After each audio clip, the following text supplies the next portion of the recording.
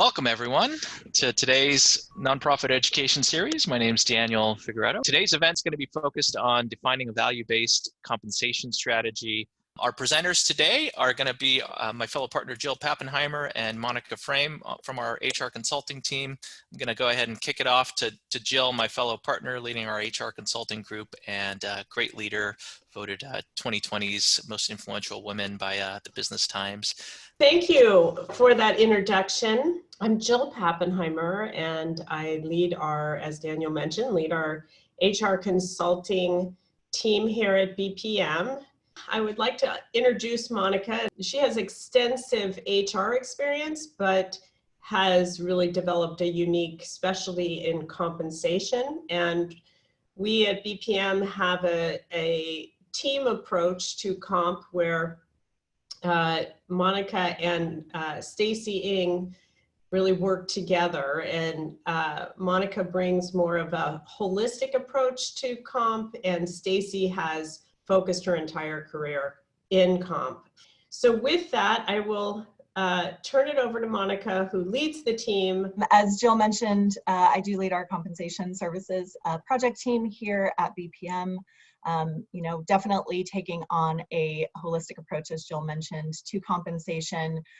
Throughout my career, I have definitely implemented compensation through business partnering and large organizations all the way down to very small organizations, a wide variety of industries. We definitely take a flexible approach. We want to learn about your organization if you engage in our services, really trying to make sure that we understand how to implement comp into your structure and organization. So with that, I thought I would get started in talking a little bit about compensation and culture.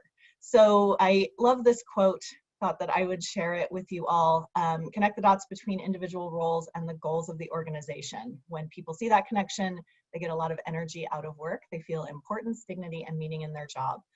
This was a quote from the Blanchards, who are the co-authors of The 1 Minute Manager. I really like this because it shows in very concise terms how tying your compensation to your culture and your values, how you can show your employees that they are key to the organization and also that your values are key to the organization. We can take this all the way through all of the practices that you can implement through, for nonprofits and actually for-profits alike. This is a very important time for us to be cognizant of compensation, given many different legislative updates and just the environment that we find ourselves in. So this is a very important time to be talking about culture and making sure that we are implementing that through various different practices. So you're probably wondering, why do we spend time on compensation? So organization is the first point here. We really want to allow the organization to align with strategic goals, your values, your standards. From a business partner perspective, in my career before BPM, I was all about aligning to strategic goals. And when individuals see that there is a push towards those strategic goals and they can see their part in it, they are definitely more engaged. Also supports diversity, equity, and inclusion initiatives. We can very easily talk about equity-based compensation. There's many different requirements in terms of legislation around this, in terms of fair practices, and then going all the way back to individual organization values. We definitely also want some key documentation to validate fair wages. As an HR person, this is something that is very near and dear to my heart and also others, is to make sure that employees are treated fairly and understanding how to do that through our systems.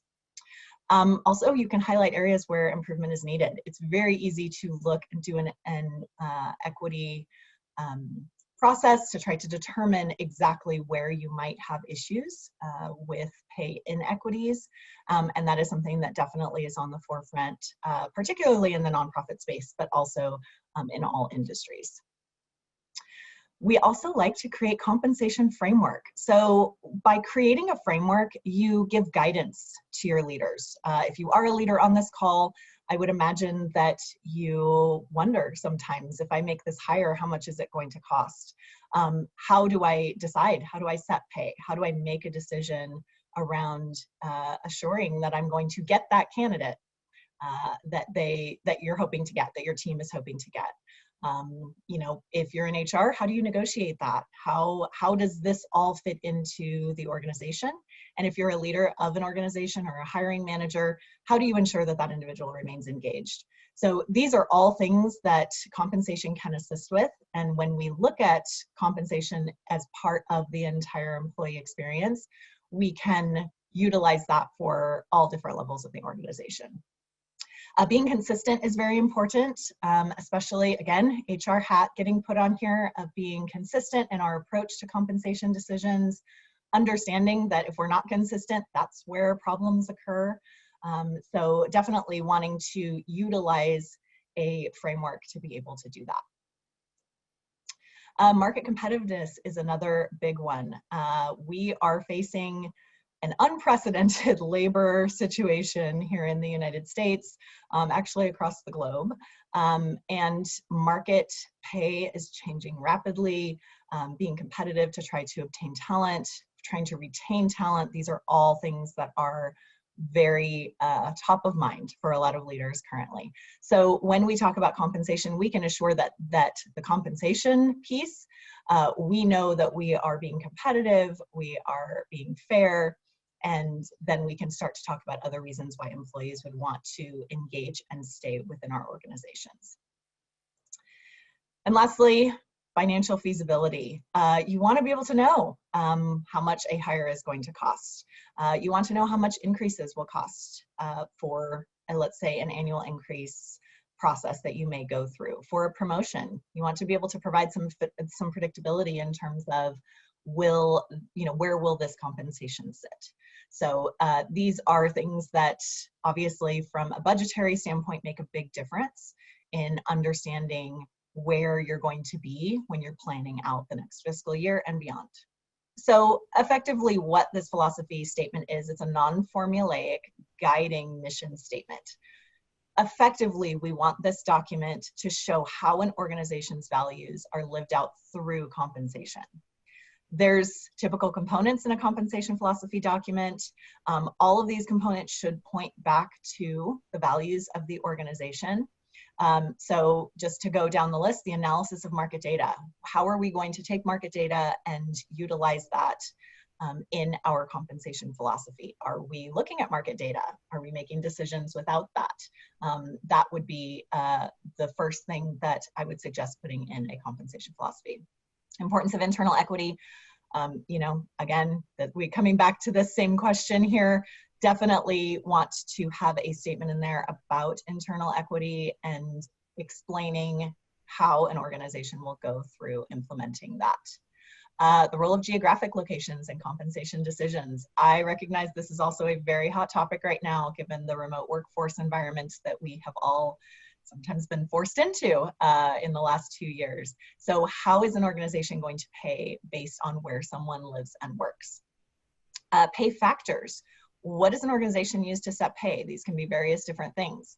It can go just specifically on job function and responsibility. It could be on individuals' experience, education, skill set, various different options there as well.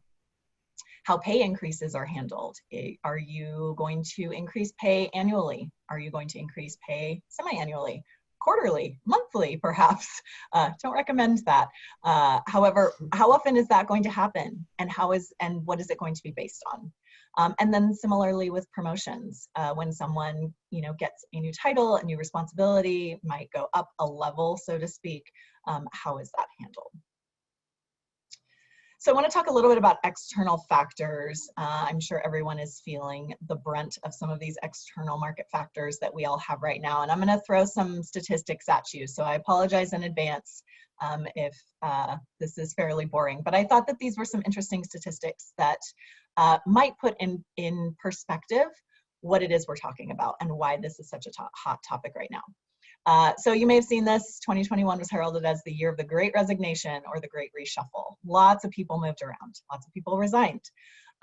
Because of that, there was definitely an impact to organizations and losing talent. 44% of organizations believe that they're losing talent due to insufficient pay increases, meaning there were lots of organizations that either did a pay freeze during 2020, might have done pay cuts during 2020, and it's difficult now to keep up. So what happened is you have organizations that might have reduced pay in 2020, and now in 2021, everybody's leaving. Organizations didn't have time to adjust. So these are definitely, I'm sure that you're all feeling a lot of this. Because of that, 92% of organizations are planning on providing salary increases in 2022. Now, this is all industries, so keep that in mind. This is not specifically to the nonprofit world, so I pulled some of that data as well. Nonprofits are challenged to keep up with budget limitations in general. So first, you have to use efficient use of resources in order to maintain budgetary responsibility for a mission-driven organization. And you also have to fill this reasonable compensation philosophy around, we are going to pay reasonably for our employees. So because of that, only 32% of nonprofits are expecting to give over a 3% increase this year. Now, you hear a lot of things in the media around this of people are giving 6% increases, 7% increases, very large salary increases, and then potentially adding into other variable pay, contributing more to various different other benefits or perks. And the nonprofit world is going to have to compete with that, especially because there is not a large amount of nonprofits that are going to be giving those high increases. So something to keep in mind in terms of these external factors. We talked about external factors, but what are the internal factors that we want to look at when we are developing a compensation philosophy? So obviously, I'm just keep saying this over and over, organizational values should be the basis for this. Really making sure that you are looking at those values and seeing when you can apply those to compensation. It just creates a wonderful picture for employees to feel like they are being treated fairly and consistently across the board. Just something to think about a compensation philosophy is that they can change over time as an organization grows. Strategic initiatives change. What we're doing day to day changes. Things we might be expanding into other locations. Maybe we find, a great example is 2020 when everybody went remote. That changed a lot because all of a sudden employees are thinking, well, if I'm remote, I can probably live anywhere. So that changes how we look at compensation, or could. Maybe it doesn't, but these are things to consider. A good question to ask is, where do you want to be and how will compensation change when you get there? There's lots of strategic initiatives that you could take. If you look at expanding into another state, you start to look at perhaps adding a different functionality, switching how employees are doing their jobs, maybe adjusting and adding in another function.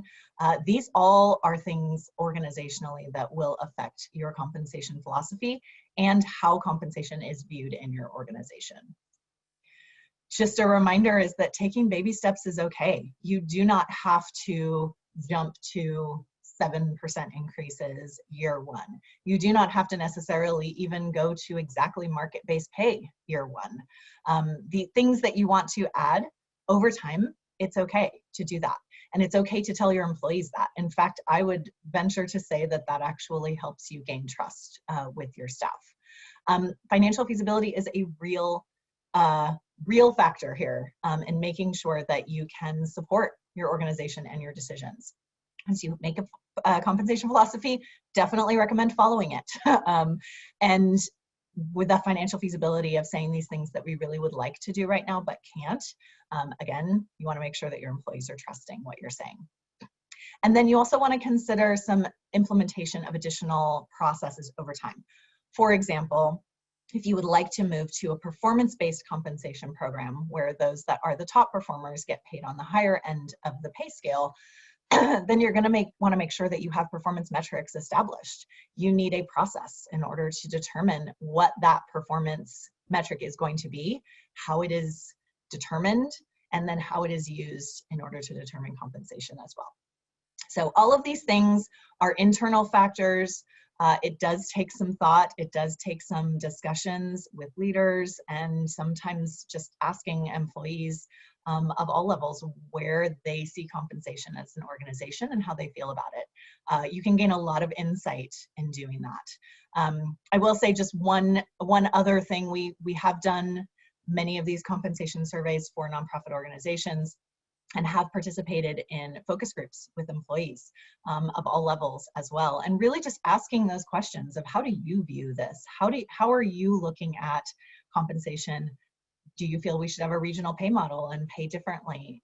Do you feel that increases should be across the board, or should they be selective? You know, what are the things that are important to employees can give you a lot of insights. So let's talk about what the components are of the compensation philosophy. I know we went through a list early on, but I want to dig in a little bit more on a couple of these items that I think are important to include. So internal equity, we hear this term a lot. What does it mean? So simply put, internal equity is paying similarly for similar work.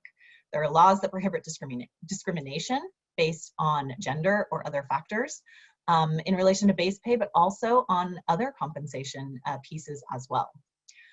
Effectively, this means that organizations are expected to have a standard in which they set pay that is based on pay factors and not and the work that they are doing, and not the individual.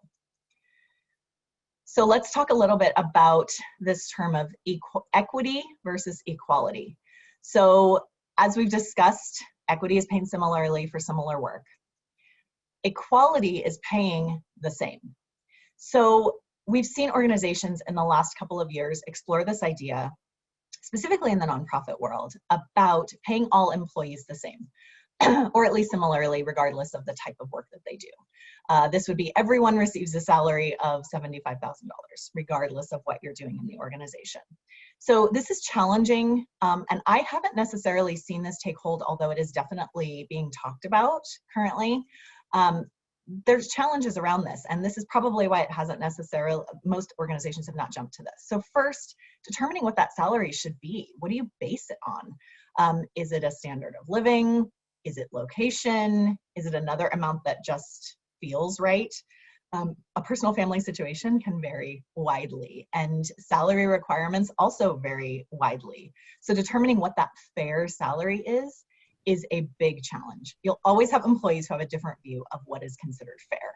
So going that route and determining exactly one salary for everyone has challenges that may actually counteract the culture and the values that you're trying to instill.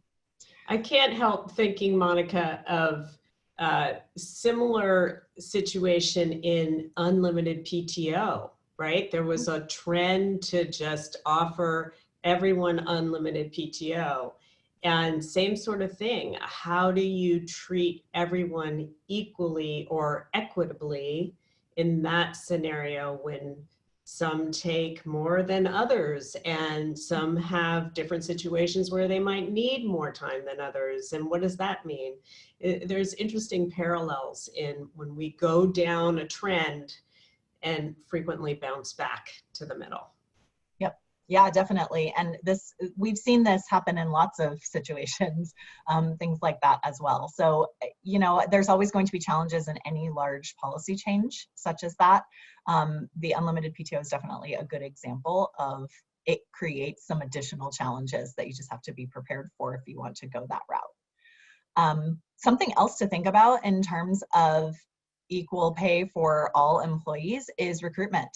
So if you find someone for a role and their salary expectation is $40,000 a year, for example, and you offer them $75,000 a year, probably not that difficult to find someone that will take that pay. You're increasing significantly. However, if you're looking for a highly skilled worker, maybe who has a lot of experience, typically earns $100,000 for their work, offering $75,000 would be a tough sell. And how do you combat that recruitment challenge?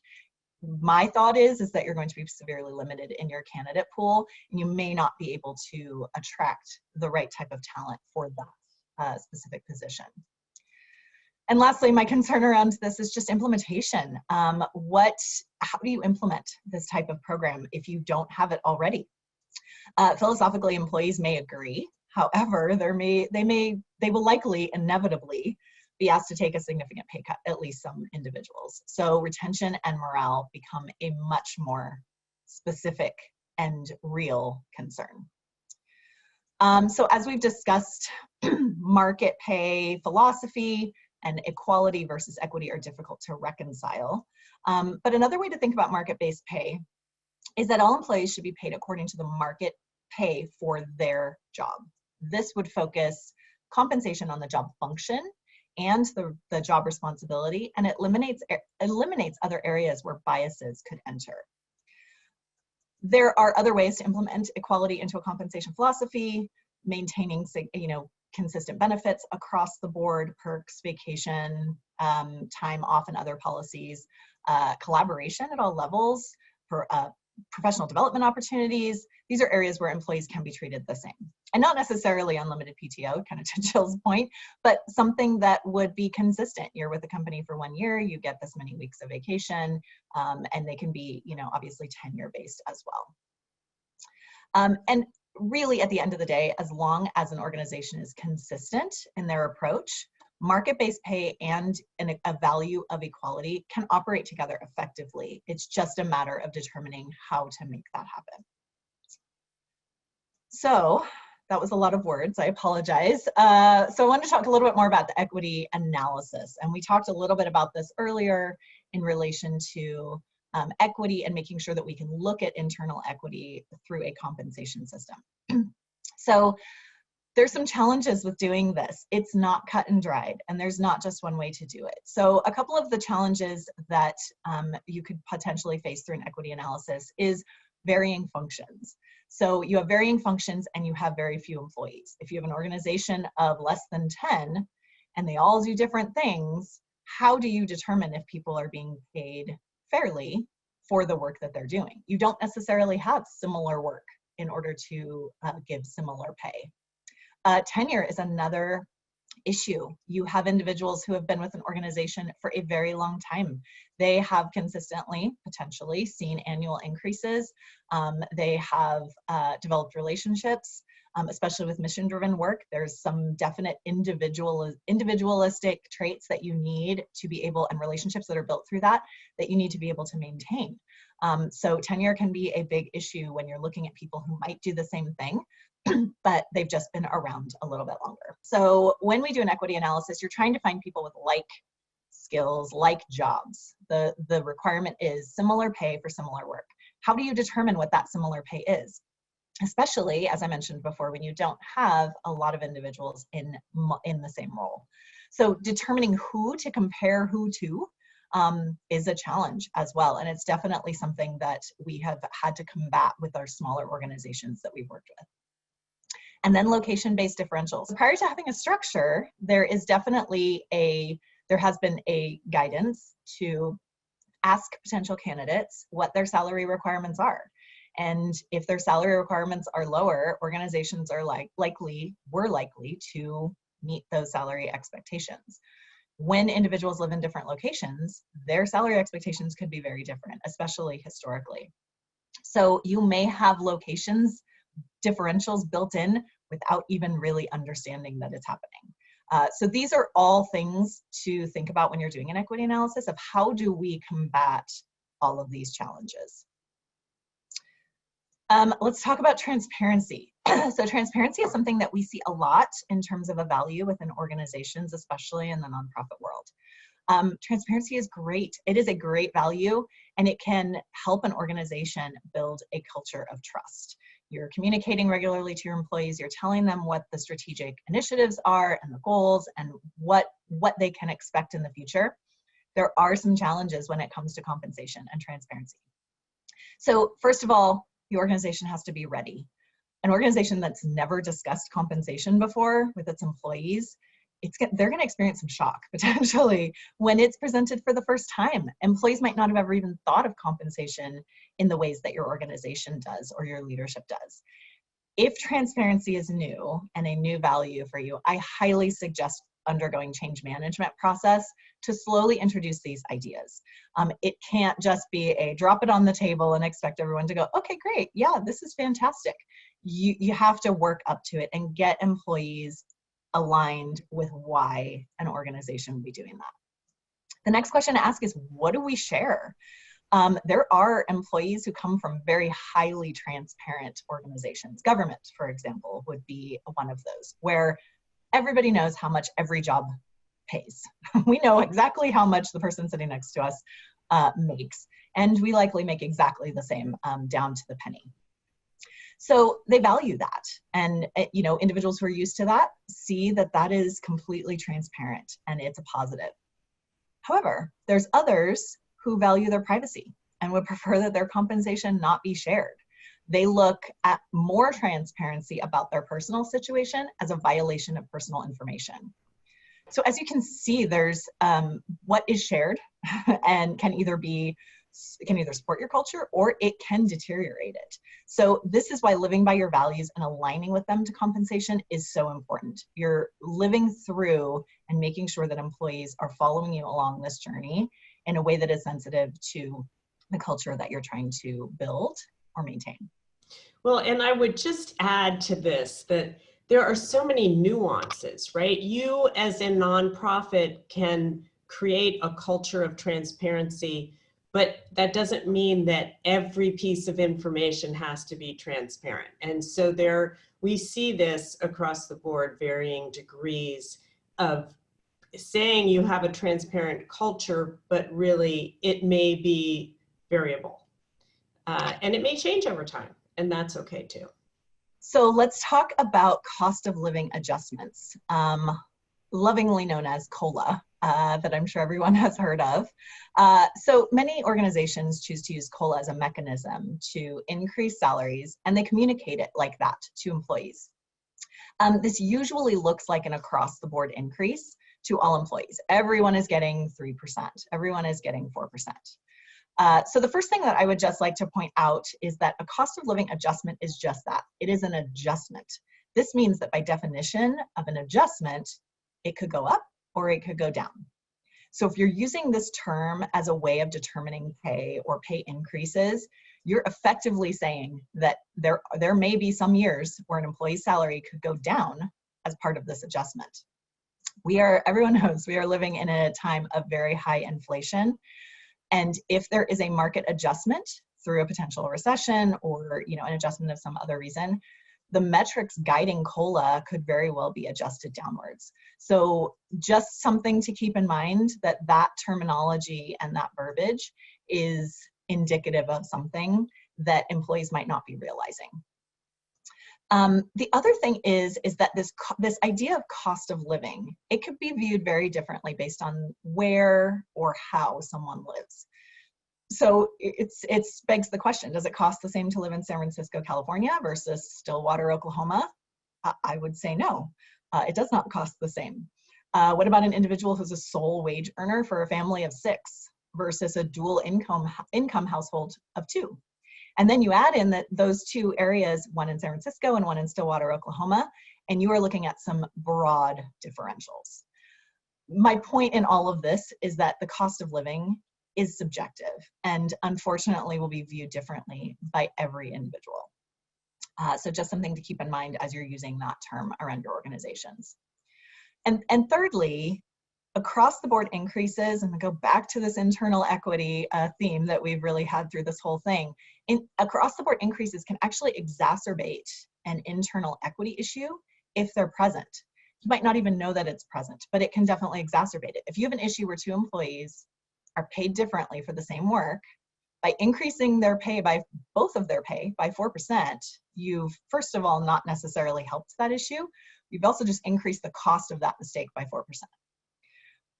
Technically 8% because you've doubled it and for both of them. So these are things that you have to take into consideration when you're using that term of COLA. Sometimes we recommend to our clients to maybe remove that term and use something else instead. Something like annual increases, budgetary increases, merit increases if you wanted to go that far and have it be tied to performance. But trying to steer away from this one term because it could very well be riddled with issues in the near future. So we talked a lot about location. We've actually brought this up a few times. So I want to talk a little bit about location-based considerations. This is a key point in your compensation philosophies. It's one of the first questions that we ask when we are helping organizations develop compensation philosophies. So put in a wonderful little chart here of the United States and some various different pay analysis for different locations across the country. So you will notice that the darkest of the blue, and I apologize if this is too small to read, but the darkest of the blues is the highest cost, and then the lighter it gets, the lower cost that they get. These are percentages, and they are based off of the percentage and matched towards US average. So if you take all US salaries and you average them together, the average based on location is going to be adjusted based on the location that somebody lives and works as well. So if you can see that, you will see the San Francisco Bay Area is, I believe it is 115%. So that means it is 15% higher than the US average. If you look at a place like Phoenix, Arizona, it is at 94.4%. So you are looking at almost a 20% differential between San Francisco Bay Area and Phoenix, Arizona. This can be significant, right? And these location differences vary. You have to think about, if you are going to go to a regional model, the financial feasibility of this through growth. You start to hire somebody in Florida, let's say, it's going to be a lot different than the Bay Area. Internal equity also becomes a consideration. So we have seen lots of organizations think through this in terms of, if somebody lives in a different state or a different location, how do we determine if they are being paid according to our internal equity philosophy? Because they are paid differently just based on their location alone. So some things you want to think about is the current population. Where are your folks currently? And how are they being paid currently? I understand there are lots of organizations that have allowed employees to just move. And that has been, they've kept pay the same potentially. You also want to think about employee tax treatment. So when you do that, different states tax at different rates. There's different income rates, there's income taxes, there's also states that don't have income tax at all. And then you have states that have very low or no sales tax. So the salary just goes a lot farther. And then you want to think about your planned growth and strategic plan. Where do you want to be? If you're going to be expanding, how does this look? So this is another thing that we recommend to our clients in making sure that employees understand what total compensation is. So I think we can all agree, base salary is part of total compensation. Any variable pay programs, part of total compensation. I gave a little bit of a definition here in terms of bonus, and just a point here around making sure that achievement metrics in order to obtain a bonus are clear and defined. And ideally, they're tied to individual performance with clear line of sight to organizational goals. You want to make sure that everybody understands what you're trying to achieve here. Something else that should be in that bucket of total compensation is benefits. How much are you paying for your employees to have benefits? You likely cover quite a bit of that premium. Do employees know that? They likely don't, or unless you've been putting it in front of them potentially on pay statements or a total compensation statement of some sort. Something that's a little bit less, not as easy to quantify, professional development and job sharing. These are big benefits to employees and things that they might not be able to get elsewhere. So that is also of high value to employees.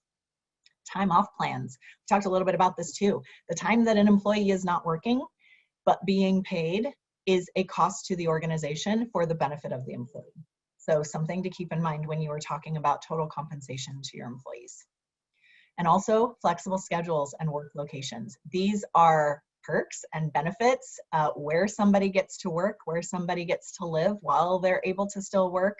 Also something that is important to a lot of employees. Flexible scheduling. As Jill mentioned earlier, our HR consulting team has flexible schedules, and a lot of us have been in HR for a very long time and would like a little bit more flexibility. That is a big benefit. That is part of the total compensation package for our team. So these are all things to think about in terms of what an organization provides to their employees. And I would very much recommend that you look at all of these items and start to think about how to communicate that to your employees.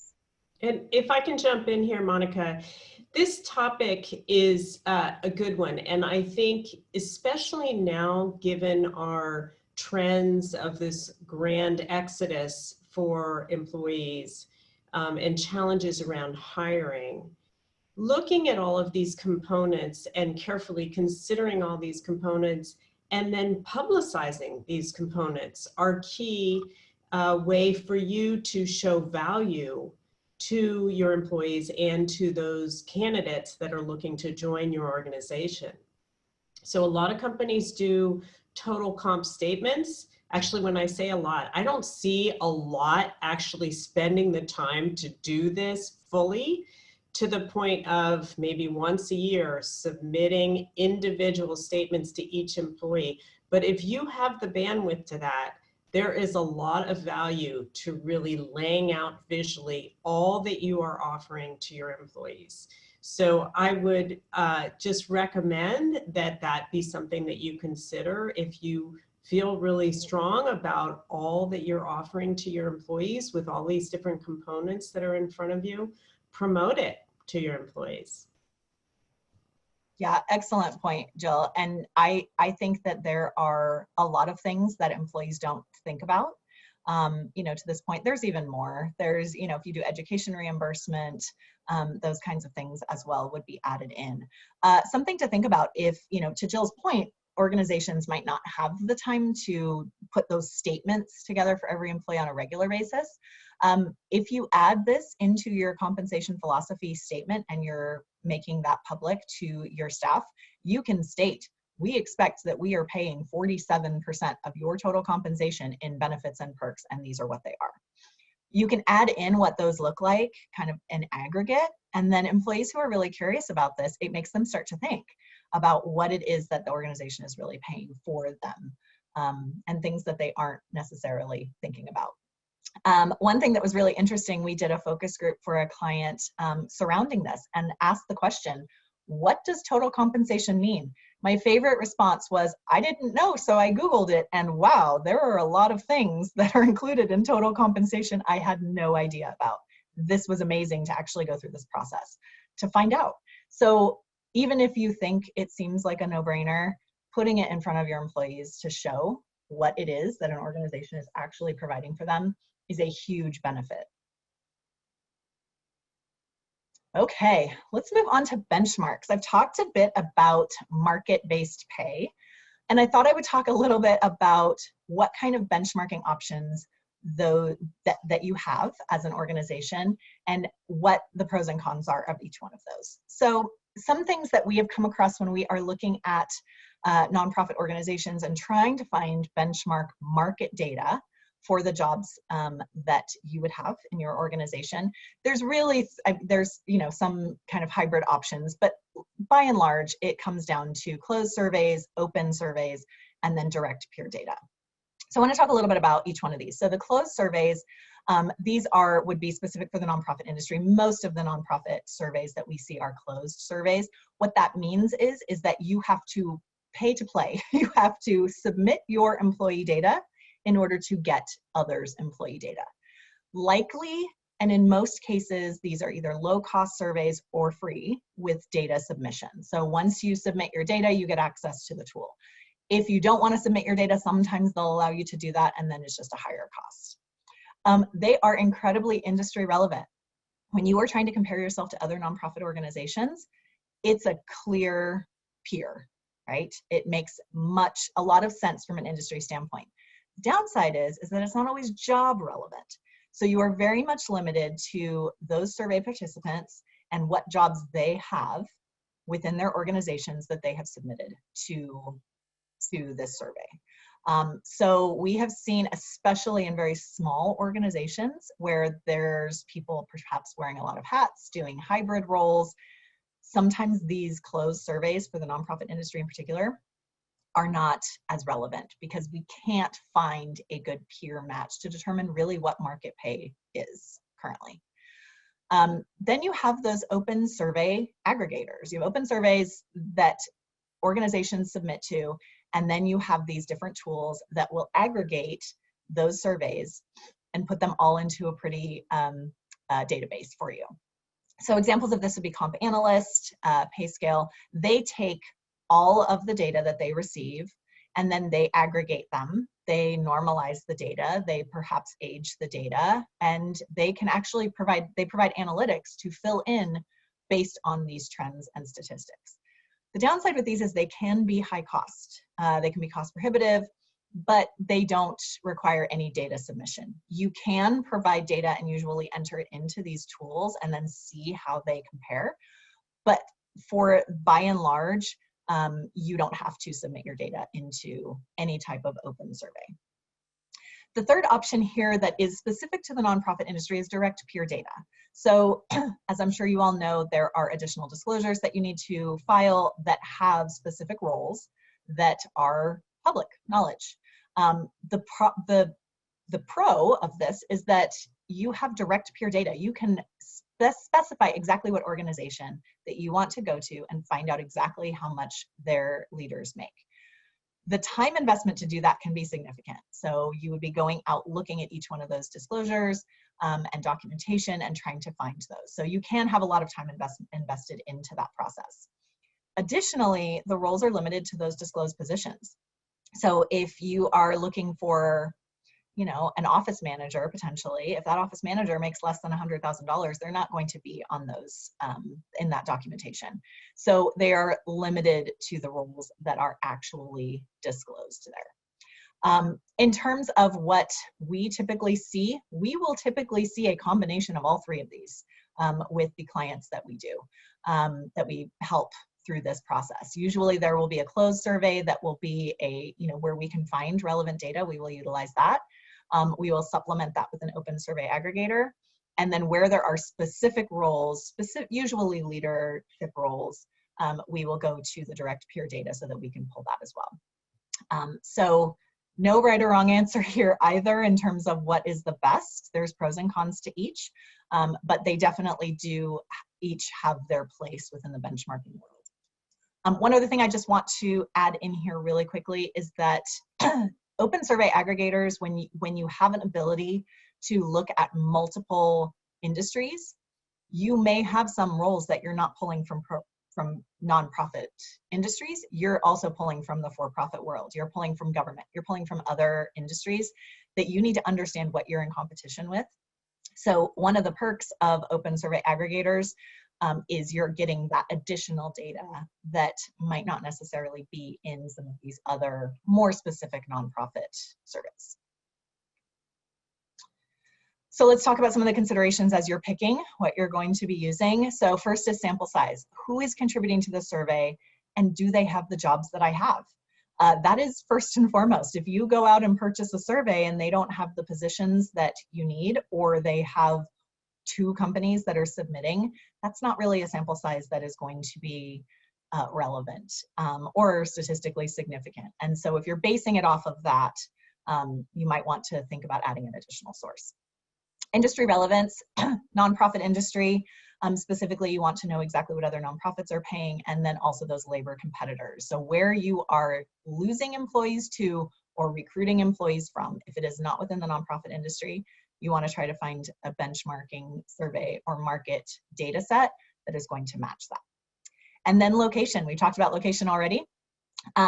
Does the survey have alternate locations? So this might not be an issue for you currently, but in the future you might want to look at it. Often for those organizations that pay without geographic difference, we see that they're still asking the question and they still want to check on a very regular basis how much it would be to go to a regional model and pay based on location. And that's because the market is changing consistently. And I'm sure that you all have seen in the last 2 years, things have changed dramatically, that there may be some shifts in how much it costs to have an employee in various different areas that might have been considered low cost. We may see a shift, or not necessarily a shift, but we might see some differences being shrunken between those high cost areas and then the low cost areas historically. So these are definitely things to keep in mind when you're looking at a benchmark survey. So I want to talk a little bit about compensation structure, and to our fourth polling question, do you have a formalized compensation structure? Now, this can be anything from this position pays from this amount to this amount. This can be a quick Excel document that just has each position and kind of your target pay for each individual, or it can be as formalized as an entire structure. So very curious to see if what the responses are here. Great, we'll wait just a little bit longer. We do have a question from the audience on one of your prior slides. If you could maybe give some examples of positions we might want to compare to for-profit or government if we're talking about nonprofits here. So maybe some examples you've seen out there where it makes sense. Yeah, I would say that primarily when it looks like you can utilize experience from a government entity, let's say, I would say that attorneys in particular, some of that legislative activity, those are areas in which we do see wanting to get additional data from the government sector. I would just look primarily at where you're pulling people from in terms of recruitment, and then where you're losing people to. And that's really where you want to take a look at it. Also, if there is any noise with your employees surrounding what, I can get more if I go work for the county, or my roommate came from this, has the same job as I do, and that individual is making more. If you're starting to hear a lot of that noise, I would suggest it's time to start looking specifically at those industries. Maybe not one complaint, and maybe you start to see a trend, but it's always a good exercise to go through to see where are we losing people to and where are we getting people from, because those are going to be your external market pressures that are going to be very indicative of things that you're going to start to see. Maybe it's down the line, you're going to start to see mass exodus potentially, but these are very, very key flags to keep an eye out for, to know when you might have a problem down the road.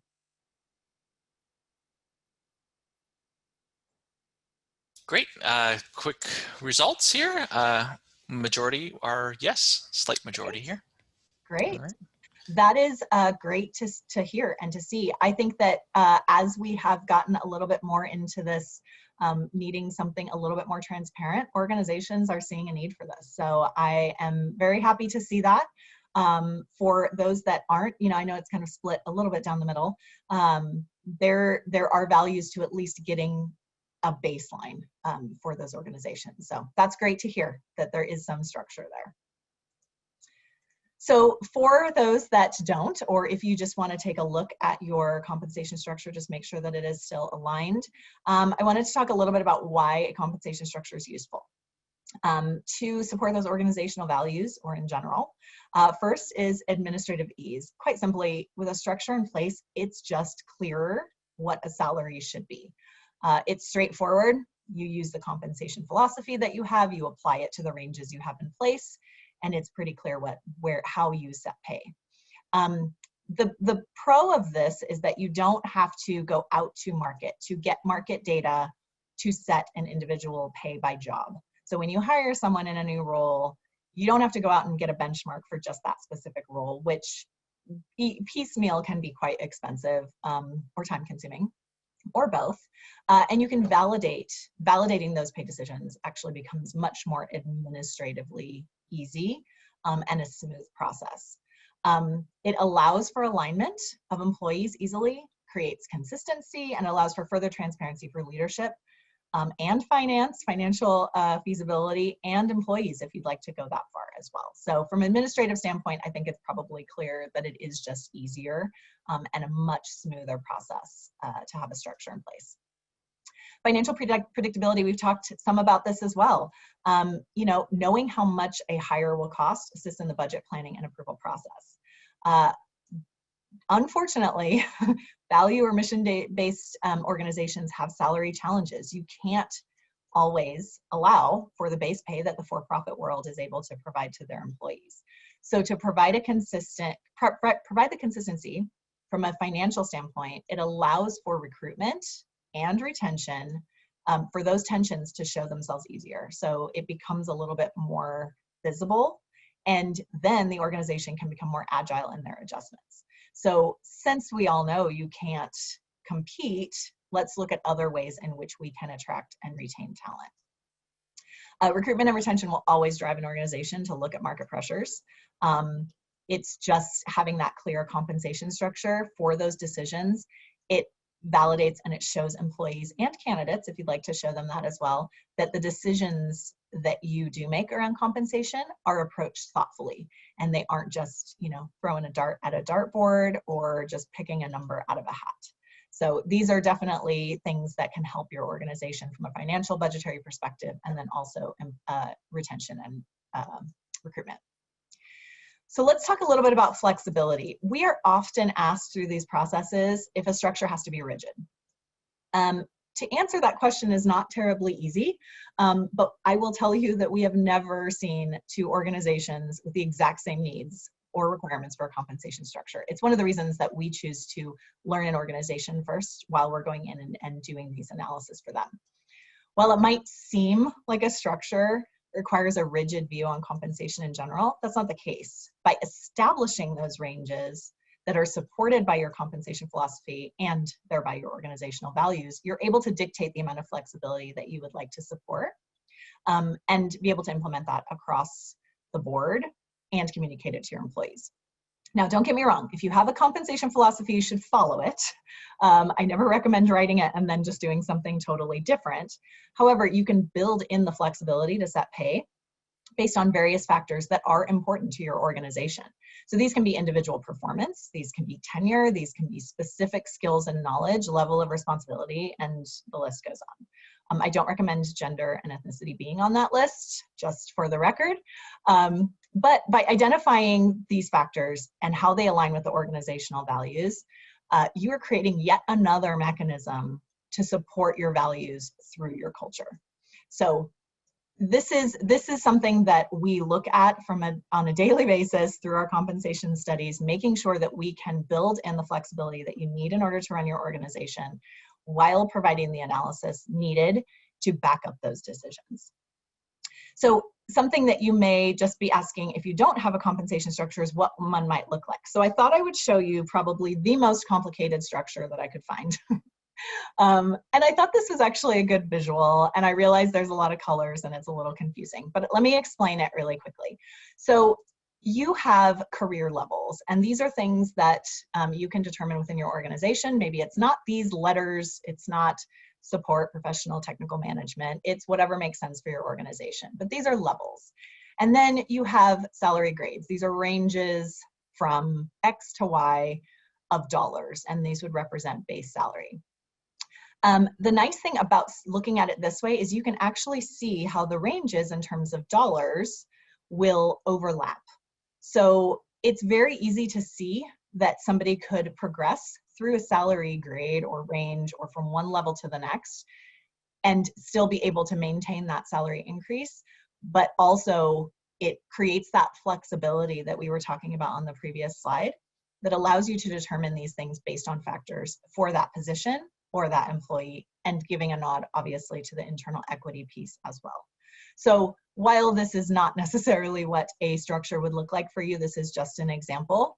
It shows how individuals can go from an individual contributor to a management track and still be able to provide an increase, or just go up a level. And obviously the nomenclature would change based on your organization, but this just gives you an example of a way that it could be built, just for reference. So after all that talking, I think I'm almost done. I just want to talk a little bit about the key takeaways just from our talks today. First and foremost, compensation philosophies are used as a tool and a guideline to support organizational goals. I think that that has been a theme through this whole thing. Obviously, those organizational goals and values are important to communicate back to your employees. Compensation is not just base salary. Hopefully that's something that you took away from this presentation as well, and potentially have some ideas on how to make sure your employees understand that as well. And then internal equity analysis. They are an important step in a holistic approach to diversity, equity, and inclusion, and something that we definitely recommend through this process as you're looking at compensation. Really want to tie the information you got from Monica around compensation and philosophy and structures and the different components involved in that, and then how performance might play a part here. So let's go to the next slide.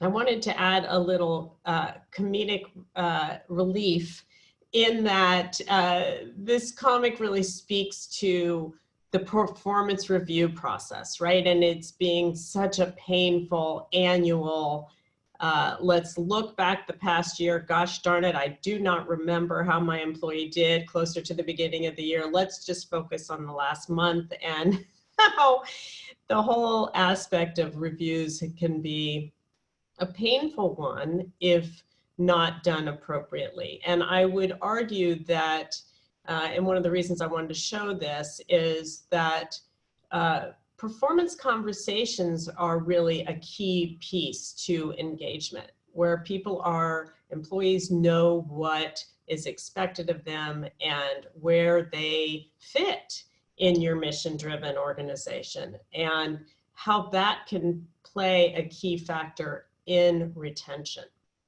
So let's go to the next slide. So connecting the dots between performance and comp, the how, when, and why. So the important, well, let me back up a minute. So I would argue, and we have seen this in statistics, that burnout can be a key component, the sort of the elephant in the room with mission-driven, value-based nonprofits. And because of this, ideally you have your A players who are absolutely 100% committed to your organization. How do you keep them? How do you keep them, and how do you compensate them? So hopefully what I'm going to talk about the next few minutes will help give you some insight in this area. So firstly, you want to make sure that individuals are participating in what they own. And this can be to the point of making sure they're defining their own job responsibilities. What does their job description look like? Are they participating in defining their goals? Or are those getting mandated at the senior leadership level? Ideally, you want employees to participate in that, and you want your managers to sign off on it, of course, but really want those employees to drive what they're doing. And they may not always like all aspects of it, but have it start with them. Have them participate in the process of defining those roles and responsibilities and their KPIs. And then you want your employees to understand what's expected of them. This is key. And not only what is expected, but what is ahead.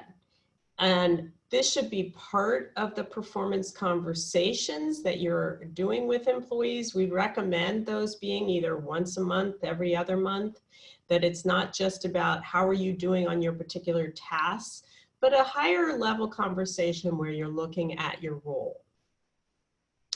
And then another key piece in this third bullet is, are employees feeling seen and heard? Because if they're not, and they're getting lost, and maybe they're remote and they're not gathering with other individuals and getting that direct feedback, if they're also not feeling seen and heard, you're going to lose them along the way. And I'm guessing they may be looking at other opportunities. So you want to make sure they're seen. They feel heard. They feel like their voice is resonating. And their efforts are aligned to that larger organization, which ties us into this last bullet. So how does that individual employee fit into your bigger vision and your strategy and where you're headed as an organization? So the more that those dots get connected, the more employees feel engaged and part of your organization, and you're likely to retain those A players.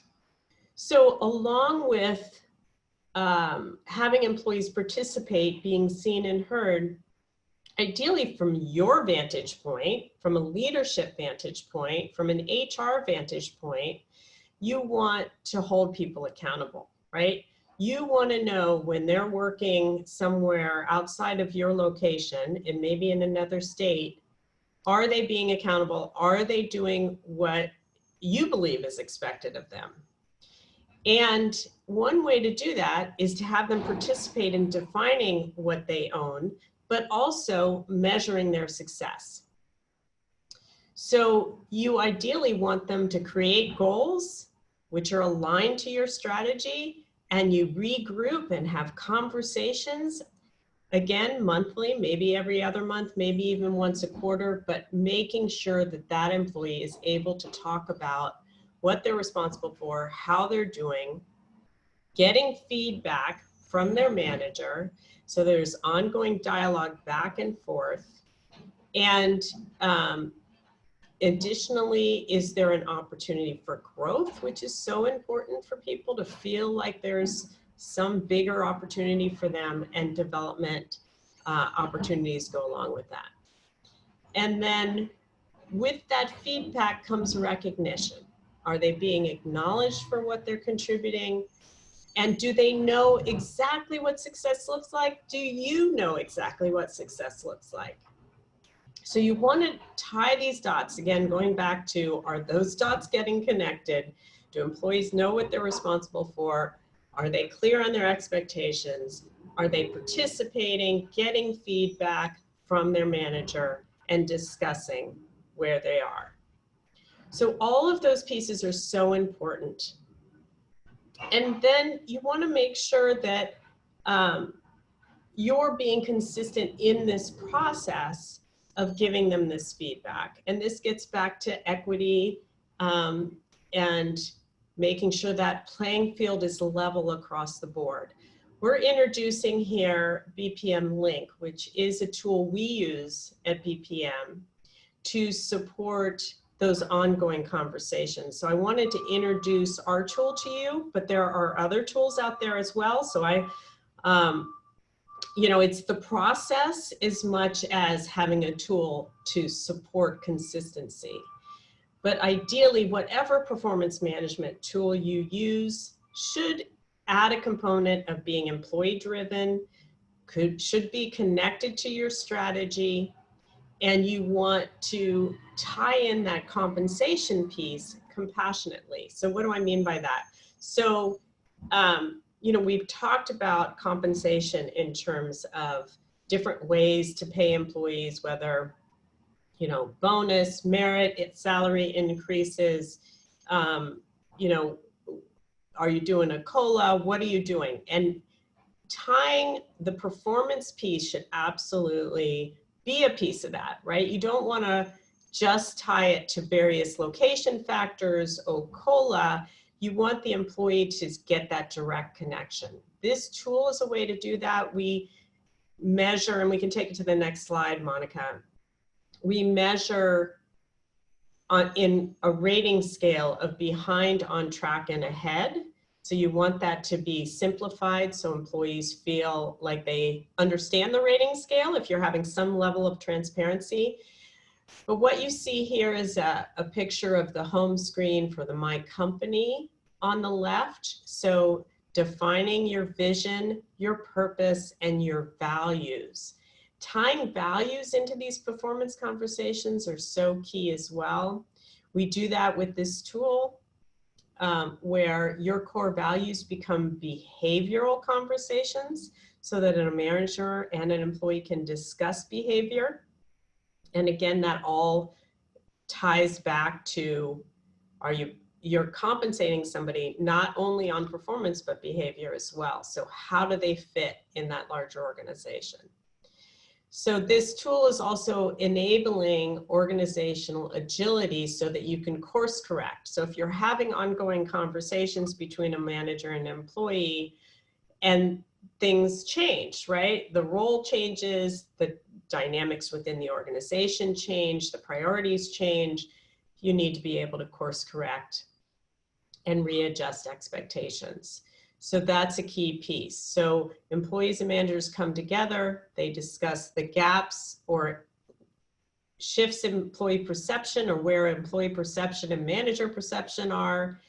They agree on, am I behind, on track, or ahead on this particular responsibility or goal? And that clarity, that feedback keeps those employees engaged. And then employees participate in their own destiny and participate in their own roadmap for where they are developmentally. And then ultimately your goals create an alignment between responsibilities and the strategy, or your initiatives, and connect the dots.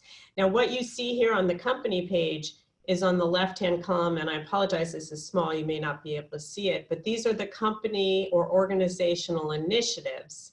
And you can click through to see who's working on what to allow for a level of transparency, but you can also create privacy so that if your transparency model only goes so far, there's a way to control the amount of visibility. And I know we're running out of time here, so let's switch to the next slide, which is starting to wrap it up. Again, you want to celebrate success, honor people, make sure they're seen and heard, and then obviously compensation and salary and comp is a key piece to that. So tie it all together so that the employee feels like they are truly a part of your organization.